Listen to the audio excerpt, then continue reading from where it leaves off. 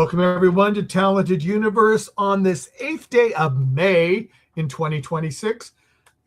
We're here on the NDB Media Network, and I want to welcome my co-host first, Marcia. How are you doing? Hello, I'm doing great. Thank you. That is good. And we have a special guest today, Devin Reeve. Devin, thank you so much for being here with us. I just want to say I met Devin at our panel at WonderCon back in March. I can't believe that was like a long time, over a month ago now. Wow, it was in March. Wow. Yeah, how time flies. But I appreciated you coming and your comments and everything else in the panel. We really did appreciate that. Now, you are in the entertainment business, Devin. Can you give a brief overview of what you do? Yeah, absolutely. Well, thank you for having me on the podcast. It's always great to talk to new people and have a new audience. So I really appreciate that. Yeah, I'm an actor, producer, and writer. In a world where we have to be, I call slashies.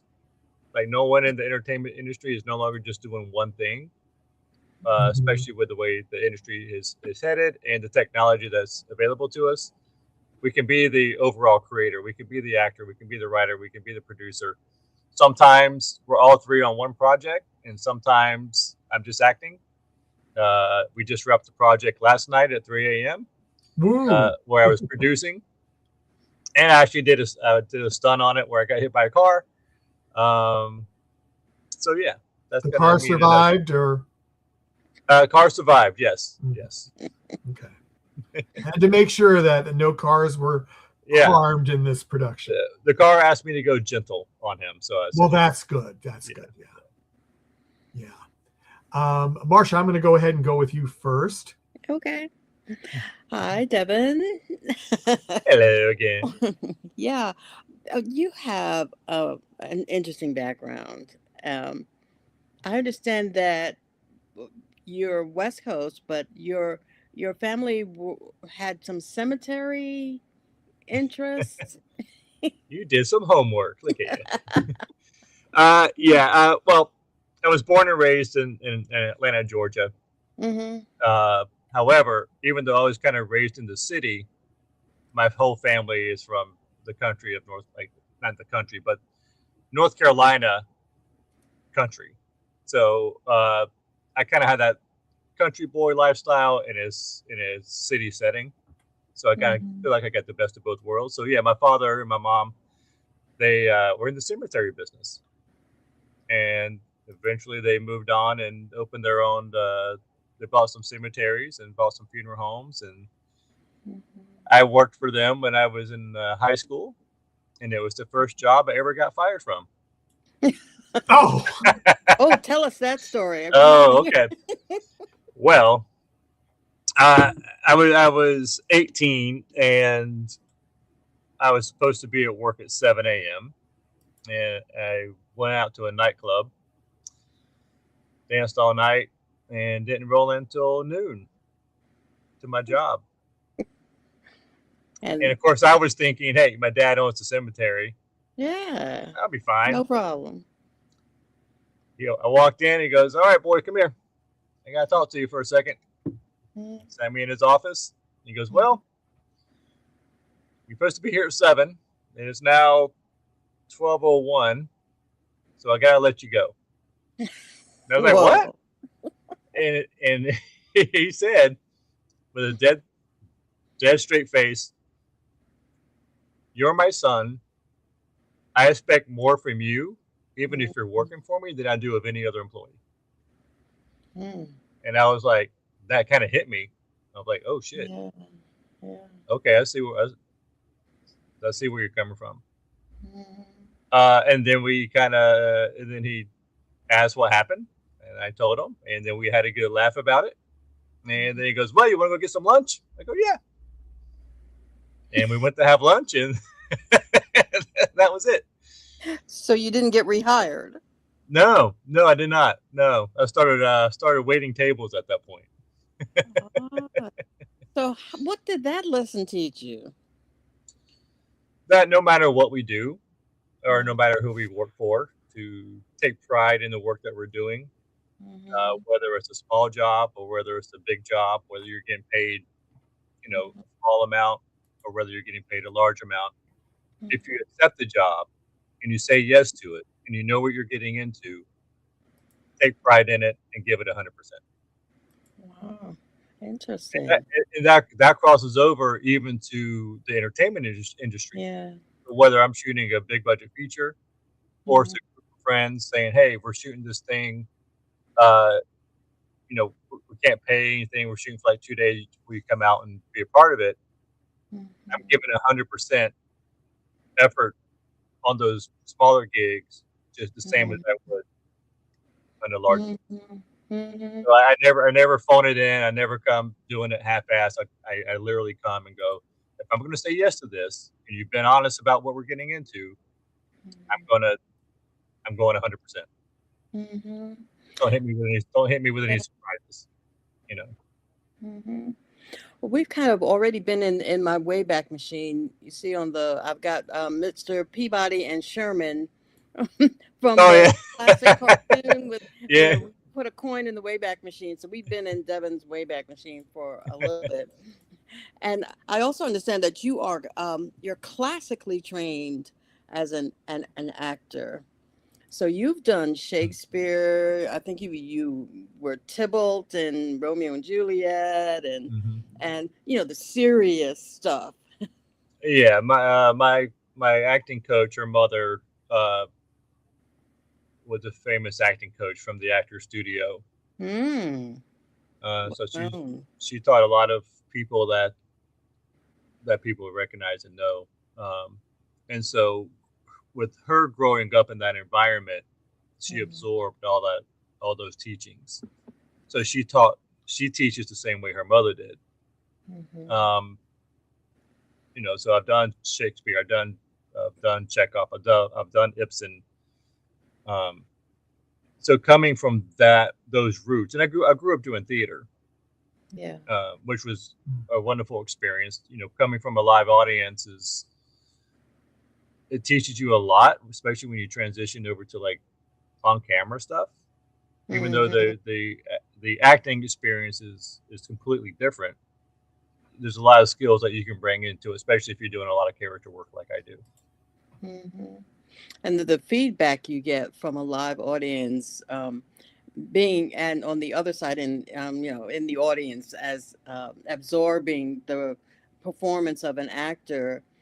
Um, and sometimes living in New York, I would go to a production more than once, and each Hmm. time is different, even if it's the same play. So, Hmm. uh, and did you notice that as an actor? How do you on the stage? Oh yeah, it's there's. I always tell my friends, don't come to opening night. Oh, uh, but it's when you're doing a run of a show like that. Once you have done it 10, 15 times, then the actors start really having fun ah. because then we end up. I mean, at least my idiot friends, we always try to mess with each other on stage Mhm. and do little things here and there that are kind of like inside jokes between us that no one would ever catch. Mhm. So you start to really kind of loosen up and have fun. And I mean, I'm doing a play now that goes up in Beverly Hills next week. Mhm. And there's two. I play a guy named Charlie, and the play's called. Let me back up. The play is called Stuck by Jessica Mhm. Goldberg. Being produced by the Opia Theater at the Noisy Nest in Beverly Hills, and two of us are playing Charlie on different nights. Mhm. And watching the rehearsals, the way we're both playing it are similar, but different. But Yeah. it works for the character both ways. Mhm. And the director loves that because we're getting not two completely different interpretations of the character, but we're getting just a different performance, Mhm. which Mhm. is a lot of fun to see the other gentleman playing Charlie go, oh, that was cool. I like what he's doing. Oh, I might steal that. Yeah. and vice versa. Mm-hmm. So from an audience member, if you go to see a show multiple times and you can get to see it with the understudies playing it, or someone else playing that role, even though you've seen the show, it's a different experience. Yeah. And I also remember sometimes, you'd sit in the audience and you'd wait for the announcements of who is not going to be there that night. Right. The role of such and such will be played tonight by, and you think, oh boy, what am I going to see? So, but I love that you said that every actor brings something different. So even though it's the same, it'll be different, and you can get something wonderful out of it. So I think that's pretty cool. Right. And they wouldn't be on stage, especially in a professional production, if they weren't good. Even if they were even if they're the understudy, they're getting someone who's going to be equally as talented as the person who's on stage for the majority of the show. Yeah, and to segue into your film work, I saw that you have worked on things like The X-Files, Buffy the Vampire Slayer, and you played and you're pretty tall, so I can see, you played imposing kind of alien creatures, that kind of thing. Sometimes, yeah, some of that. I mean, the X-File and Buffy, that was actually not too long after I moved to Los Angeles. Yeah. So those were great experiences. Like my current project is, well, I get a lot of the bad guys sometimes. More of the character work is kind of what I'm known for. So I'm either playing the kind of quirky, silly asshole, or I'm playing the badass asshole. There's a theme there if you haven't figured it out. Because I do comedy and I do drama, it kind of opens the door for the different roles. But yeah, like my current movie, The Iron Door, is a horror thriller, more of a suspense thriller, not horror as far as like a slasher, blood, gory thing. It's definitely more of a suspense thriller. We just won Best Horror Film at the Arizona Film Festival. We're headed to Cannes. Nice. Congratulations. And then it comes out, I think they said the end of August on one of the streamers. They haven't told us which one yet, so because they're waiting for the announcement to come out in the trades. But it'll be out, so that'll be very, very cool. And that character I play, a character named Uncle Billy, who warns my nephew, I wouldn't go looking for that if I were you. Okay, that brings me to a project that you did some time ago called Jed Knows Best. Jed Knows Best. Oh, yeah. Which I watched, which was hilarious to me. Where you give advice as good old country boy, and the one I saw was, yeah. Where did that come from? Oh man, that was one of those projects where my director I knew goes, "Hey man, I have this crazy idea. I think it'll work, and this is how we're just gonna run and gun and shoot this thing." And I was like, "All right, let's go, let's do it. Show up, tell me what I need to do," and a lot of that was improv. I wonder. Okay. Yeah. It was like, here's the scenario. Just make some shit up. And I was like, okay, here we go. Well, for those of you, and I advise those out there to watch it because it was hilarious, where he gives advice on dating as a good old country boy. A lot about coffee. Oh yeah. I'm gonna have to go back and pull that up because you brought up some memory. You brought up some memories right there.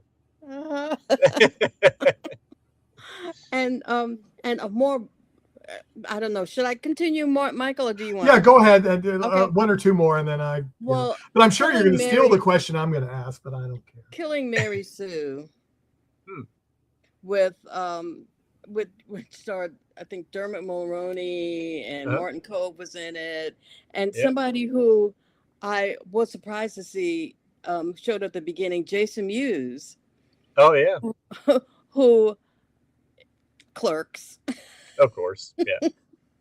And so that was a very interesting project. Yeah, it was, and I got to work directly with the amazing Kym Whitley. Yes. And so yeah, that was, another friend. It's all a lot of this stuff is relationship based. So a friend of mine was directing this movie. Actually, I met this guy when he first moved here. He went to Full Sail in Orlando, and we met maybe 15 years ago, and have kept in touch. We wrote a couple of scripts together, and he finally he does a lot of producing in the kind of reality space.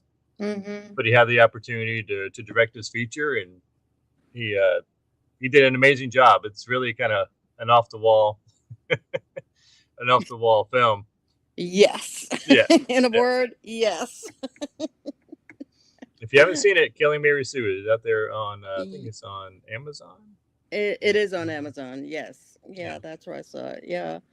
And being able to explore so many different spaces in your career, because you've done comedy, you've done the the bizarre type, you've done I'm trying to think, romantic. Yeah. I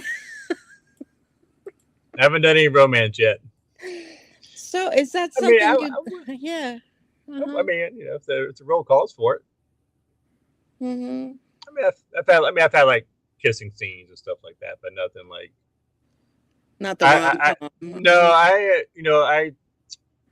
I know, like, I feel like my lane is, when it comes to like the Lifetime, the Hallmark, the Christmas films, there's a very specific, even commercials, there's a very specific look for those. Usually it's the really conservative, Midwest, preppy type look and vibes they're going for. Now I can do that, but it's not really my lane. I'm more of the quirky, edgy, off the wall. Sometimes villain. Yeah. So yeah, like I have a lot of friends that do those films. And if I get it, I'm gonna probably be the asshole in the movie. I'm gonna be the guy trying to steal your girl, and then get left behind at the end, probably. Okay, Michael, you can have him now. Now, if you want to see a really heartwarming, fun movie,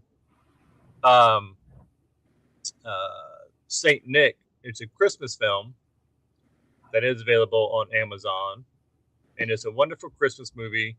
And you'll get to see a little bit of my kind of sarcastic comedy chops in there. We have it's a lot of fun. It's a really a cute holiday family film. Oh, I love Christmas films. That's on my list. Okay. Devin, what you kind of said your cast is the villains a lot, you said. Is there a specific role or genre that you prefer to do or would like to do that you haven't yet? Now I'll clarify. Villain, not so much as the main antagonist. Is more of just the quirky. I'm going to be the sarcastic, talk a lot of crap type guy. So now that I have been the bad guy, but I was not the happy-go-lucky characters. I guess even commercial, like I say, even commercially is like they're usually geared towards. If it's a Levi's commercial, 100%, just because they kind of have that country cowboyish type vibe. Trucks, maybe, Home Depot. There you go. But I'm not selling Cricket Wireless or or T-Mobile. Or T-Mobile. Okay. Yeah. Okay. No, you know what? For me, it's the two things that come down to it is script and character. Mm-hmm. I know we were referencing the verticals, and sometimes it's hard for me to wrap my head around some of the writing, but realizing that I can rewrite it sometimes, and they're okay with that, makes the auditions a little easier. Because I always look at the script and say, how would my character actually say this? Now, if it's a network show, you gotta stick to what they're 100% to what the network wants you to say. Mm-hmm. But if for films, for films or anything else, if they have it written one way, I feel like my character wouldn't say that way. How do I keep the same context and the same meaning and just say it the way my character says it? Because sometimes, right, like if they're like, yeah, we want you to play the Southern country guy, or we want you to play the hillbilly redneck. Okay, well, how you wrote this sentence is not how a hillbilly redneck would say that. Yeah, exactly. So let me switch it up and say, no, we ain't fixing to go get that supper right now. Versus, hey, we're going to have dinner.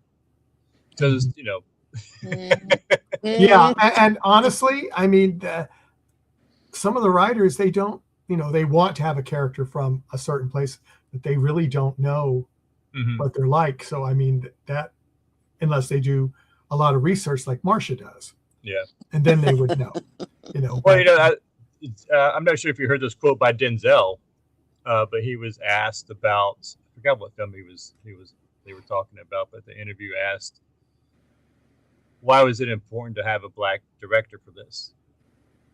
And he's like, it's not about race. It's about the culture.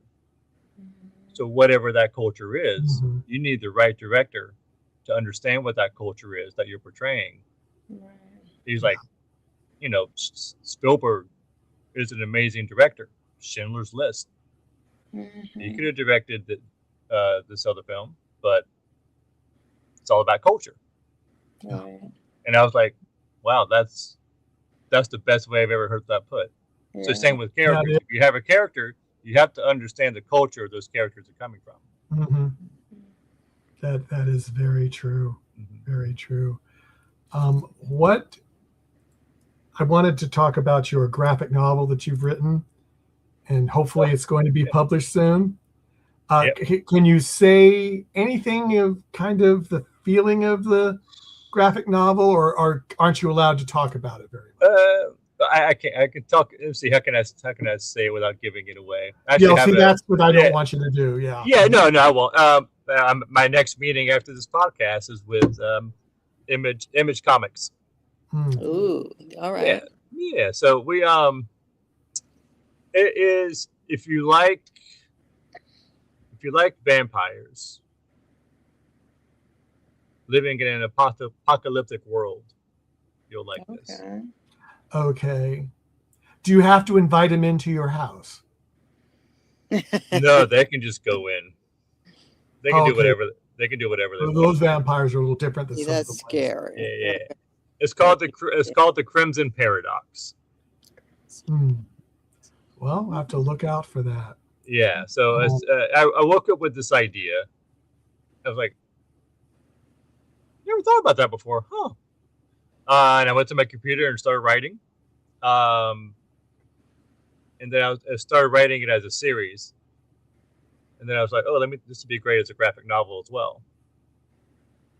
Because I've been a part of two other graphic novels. One with when I worked for DePass Jones Entertainment, Suzanne DePass and Madison Jones. We had a graphic novel called The Humpty Dumpty that was being turned into a feature. That was with IDW. We have another partner of mine. We have a graphic novel called The Illume, which he's actually from New York, based on his artwork and kind of the secret society world of them running everything. So that's through Antarctic Press. and that is also being turned into a feature. We got the script already written and developed, and so I figured let's create another one. So the Crimson Paradox. So with Crimson, did you just think it was going to be better as a graphic novel? Is that kind of how that came about?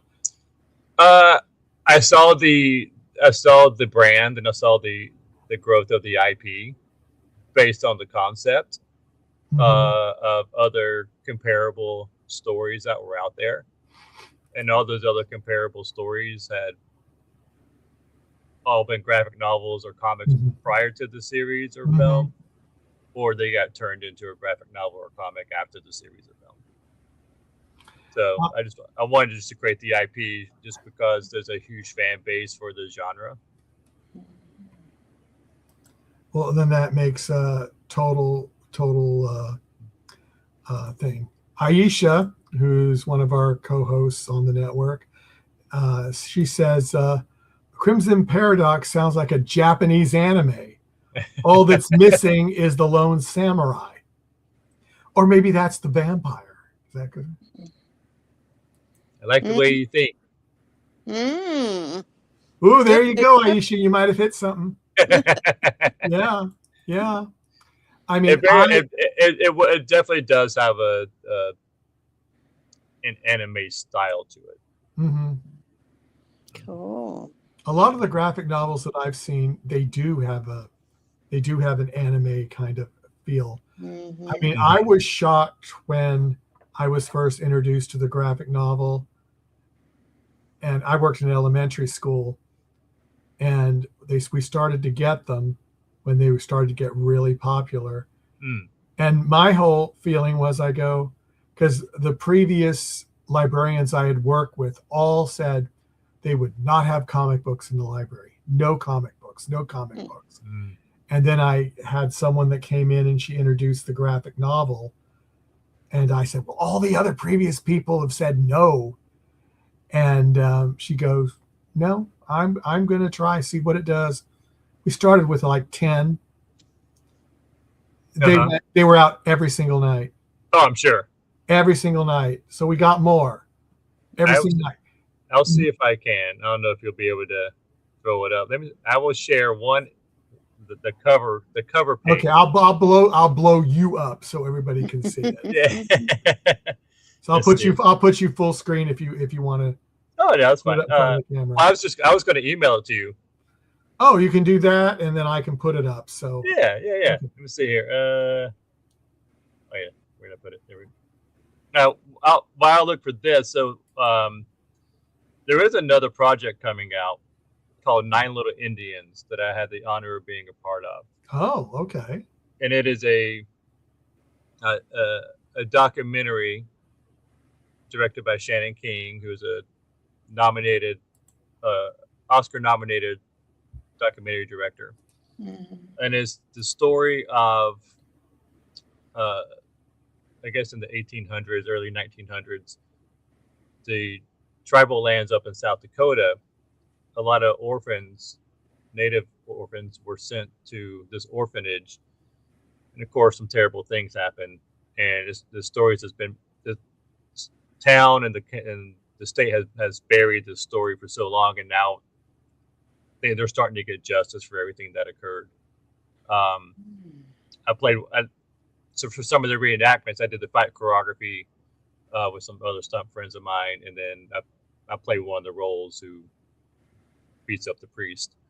But it actually premieres in at the Lincoln Center. I think the Lincoln Center is premiering, but Appian Way and DiCaprio are kind of executive producers of this, and it'll probably make an Oscar run. Wow. So it's a terrible story, but it's a story that's finally getting some light shed on it and some justice for what happened. Okay. So let's see. Dun, dun, dun. And now, have you decided if you're coming to Comic-Con in San Diego? We're probably not. It looks like, as far as I know right now. But I was gonna unless Marcia wants to talk to you about it. If you're gonna send me the thing, then I will get it ready to throw up on here, and I'll go back to Marcia for a few minutes. Yeah, Okay. we're talking about the whole comics thing, and you're not unfamiliar. Well, that too double negative. You're familiar with the world of Comic-Cons, I saw, and you were actually at San Diego Comic-Con at least last year. I saw some pictures. Yes, I've been at San Diego since 2011. When we probably have crossed paths then. Oh, I'm sure we. Definitely. Okay, here we go. I was like, I don't know why I was trying to find this on my phone. But I'm like, it's on my computer. I'm on my computer. I can so relate to that. I tired. Okay, let's see here. But yeah, we go to Comic-Con every year, and it started when I was promoting the Humpty Dumpty graphic novel for DePass Jones. I did like a 16 city tour with that project, where I was constantly traveling in and out of LA, traveling all over the country, promoting that. And then, okay, here it comes. Okay. Dun, dun, dun. Let's do the right one. I like how you do your own background music to what you're doing. I'm trying to make it interesting. You're scoring your activity. Yeah. Da, da, da, da. But I enjoy. Now we have just my little group of friends, and we do Comic-Con every year. One of my buddies has a booth there every year. So this year we're actually promoting the Birch comic that we were promoting at WonderCon. So we'll be there promoting that. We also have the first animation pilot done for that as well. So have meetings trying to get that greenlit to go for Adult Swim, hopefully. And then we'll continue developing that into like a 6 to 8 issue series of the comic book. Neat. Yeah. Are you able to go to panels as an observer at Comic-Con, or are you too busy in your promotional activities? Oh, I do. The way we do it is because we get there Wednesday night, so we kind of walk the floor preview night, and because it's not as crazy and not as busy, so we can run around, take a bunch of fun photos, and do whatever activations we want to do, and then throughout the rest of the con, we kind of we split it up. I'll be at my table for a couple hours, and then Chris will be at the table for a couple hours, and his brother will be at the table for a couple hours. Then we go see panels, then we go take a nap, then we come back to have some lunch. So we get it all in. We're able to do a little bit of everything. Now some people there, like they can't. They're stuck at their booth. Like they're there. Yes. Strictly either hired to work or like the artists, who pay for Artist Alley, like they're there to make the money. We're just there just to network, party, have fun, promote our stuff, hang out with friends. Yeah.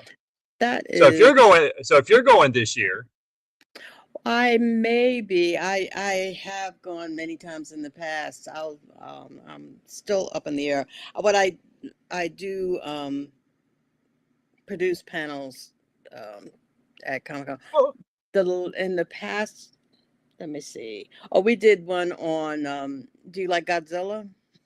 Oh yeah. Absolutely. I did the female kaiju in the Godzilla universe last year. Oh, that's fantastic. Yeah, a friend of mine, Dr. Harry Clore, he was a writer for Star Trek and some Godzilla back in the day. So he'll jump on a kaiju panel and talk about that, and what's his name? Fun stuff. Dr. Harry Clore. Okay. Yeah, he's a writer, producer. Think of Sheldon from Big Bang Theory, but with more social etiquette. He was the first person to get a double PhD at the same time, and wow. Yeah. So he does a lot of panels. Actually, we may have a panel this year. Should be hearing back probably in the next week from Comic-Con, but it's why every creators to play D&D. Because we play D&D every Monday night consistently for the past 4 years. So you're really into. yes, but Okay. playing the D&D, you're like, oh, this is just, if you really get into it, it's an acting exercise, it's a writing exercise. You're building worlds, you're building characters, you're running the Improv, yeah. adventures. It's just a bunch of actors and writers. And one of my buddies, he was like Chadwick Boseman. He was Black Panther. He was doing all the stunts as Black Panther. So it's just a bunch of industry people hanging out, getting together, and doing nerd stuff, which we love. I love that. And now they have me. Now they have me playing Magic. Really? The Gathering. Yeah, oh, I know it well. Wow. And So you're new to Magic? Yeah, I started playing maybe 6 months ago, and I have 10 decks already. Wow. Yeah, Michael and I are both huge manga nerds.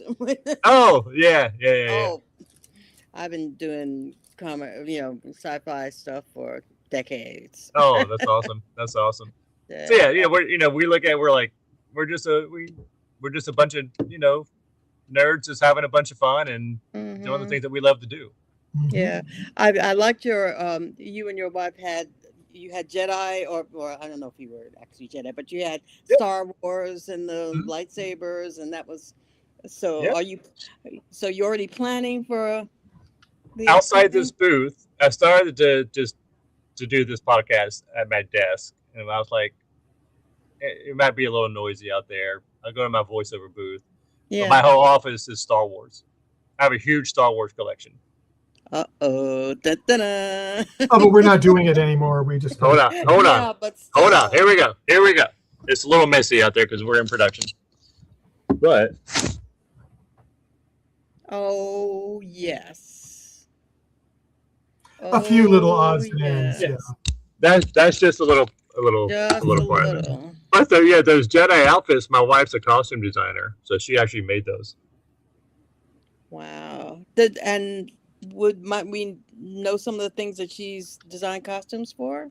Let's see. Well, she's on a movie now that she is the assistant costume designer on called Hallelujah. Hallelujah something. But this was Janelle Monáe and Watiki Takiaki. I can never pronounce his name. So she's the ACD on that. As a costumer, she's worked on she finished Suits LA, then she was on Ballard, and then she works on a lot of network TV, network shows. Very cool. Yeah, but the movie she's on now, and the movie she's on now, I think it's like a fun kid movie with Janelle. Yes. Yeah, and then after that, she moves into actually costume designing another feature, which is based on, there was a football player, I think in the 70s, who ended up becoming a teacher that came across some hard times. So he did a spread for Playgirl. And then he lost it. He was like that. The whole. I don't know who that is. Yeah, I don't know either. But he lost I guess he lost his job and came across even more hardships after doing that. But then he was able to climb out of it. So it's kind of like his little bio story. Neat. Yeah, so she stays busy. I wish you and me good luck on getting our panels for Comic-Con. So Absolutely. around the same time that you hear back. So yeah. Well, I hope you get yours as well. We can hang out and that would be super cool. Absolutely. Okay, let me throw up the picture that she sent me. It's going to sadly block us all in the middle. Oh, that's fine. Okay. This is the cover page. Yeah, this is the cover page. Oh, nice. That looks very interesting. Very interesting. Well, that'll whet people's appetite. Yeah. I am too. I know a lot of people who would be into that.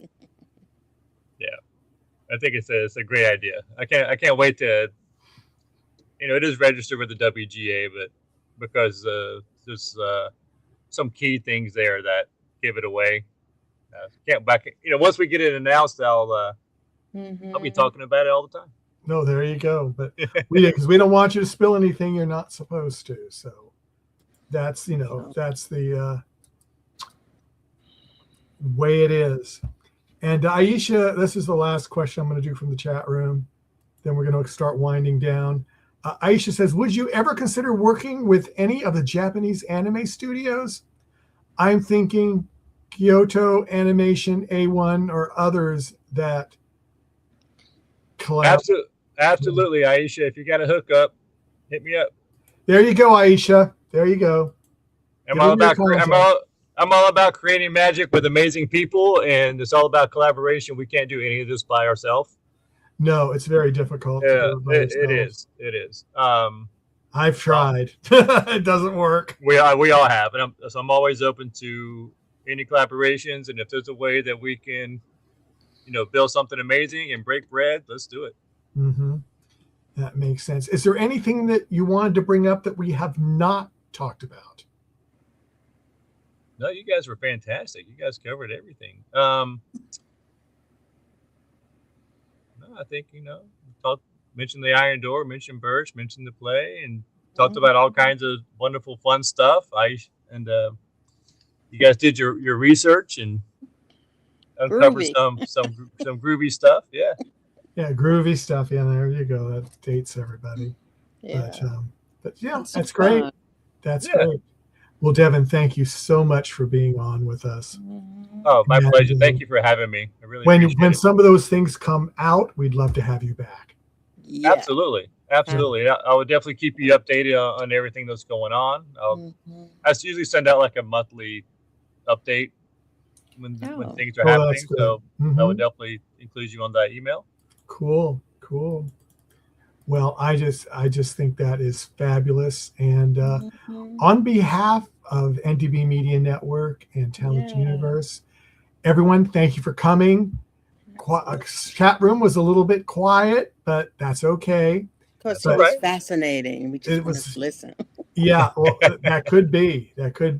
But everyone, like and subscribe and follow Devin and us, Talented Universe. We would appreciate it. So everyone, take care.